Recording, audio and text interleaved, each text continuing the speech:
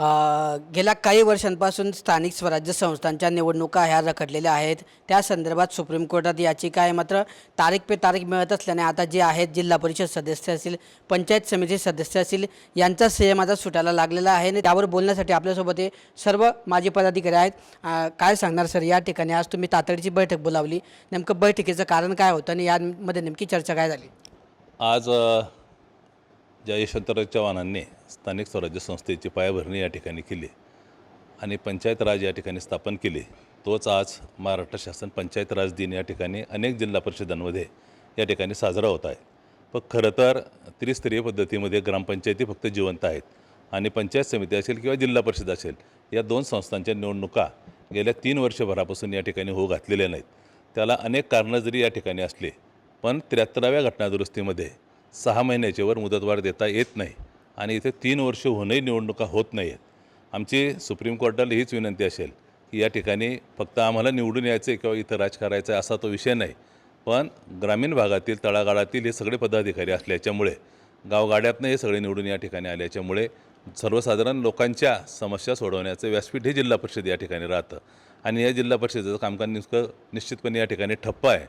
खरं तर शासनाने यामध्ये भूमिका घेऊन या निवडणुका लवकर घेतल्या पाहिजे, किंबहुना याच पदाधिकाऱ्यांना या ठिकाणी कंटिन्यू केलं पाहिजे। कारण मध्य प्रदेशमध्ये गेल्या 8 वर्षभरापासून ग्रामपंचायती असेल, जिल्हा परिषद असेल, पंचायत समिती असेल, तिघही लोकप्रतिनिधींना त्या ठिकाणी मुदतवाढ त्या ठिकाणी मिळाली होती आणि आता तिकडे कंटिन्यू त्या ठिकाणच्या निवडणुका झाल्या।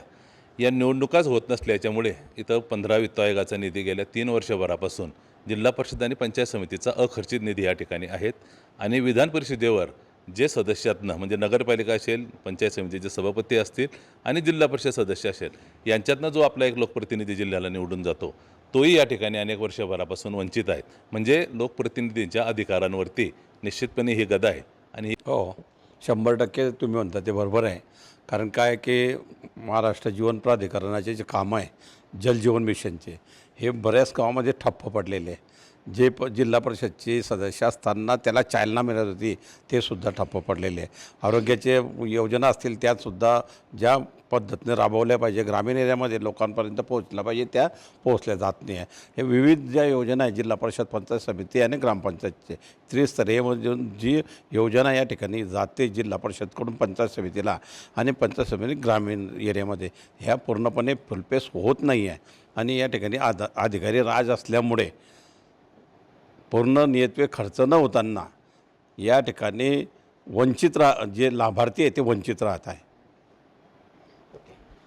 नाना, थोडक्यात सांगा आता की आज तुमची चर्चा झाली या ठिकाणी तुमच्या चर्चेमध्ये सर्व सभासदांनी त्यांची भूमिका मांडली, मात्र आता या ठिकाणी नेमका निर्णय काय झालेला आहे तो थोडक्यात सांगा।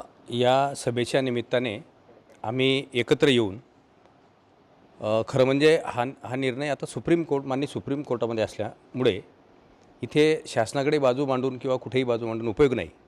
सुप्रीम कोर्टमध्येच आपण त्रयस्थिक वकील नेमला पाहिजे आणि त्या वकिलांमार्फत आमची जी बाजू आहे ती बाजू मांडली पाहिजे, असं आम्ही सर्वानुमते ठरवलेलं आहे। या ज्या निवडणुका आहे या प्रलंबित राहत असल्याने किंवा लांबणीवर पडत असल्यामुळे यामागे कुठे सरकारचा पण काही अपयशी ठरते का काही?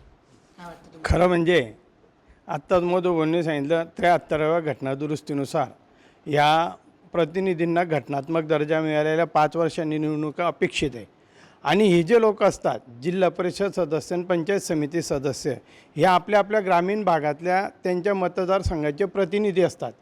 त्यांची नाळ त्या मतदारसंघाशी जुळलेली असल्यामुळे त्यांना तिथल्या समस्या सगळ्या माहिती असतात आणि नेमकं त्या समस्यांचा पाठपुरावा ते करून त्या निवारण कसं याच्यासाठी प्रयत्न करत असतात।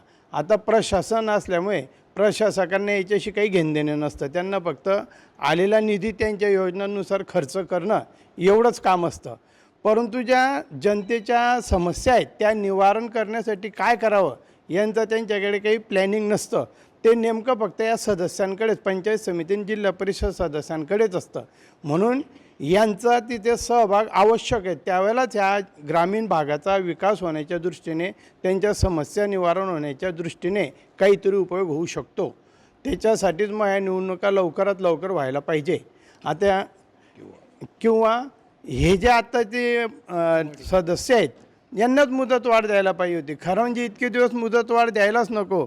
आणि आता तुम्ही एकाने कोणीतरी विचारलं प्रश्न की तुम्हाला वाटतं का शासनाचं, तर ती गोष्ट खरीच आहे. शासनाला यांच्याशी काहीच घेणं देणं पडलेलं नाही. ते अप्रत्यक्षरित्या तेच हे सरकार चालवत आहे, या संस्था तेच चालवत आहे.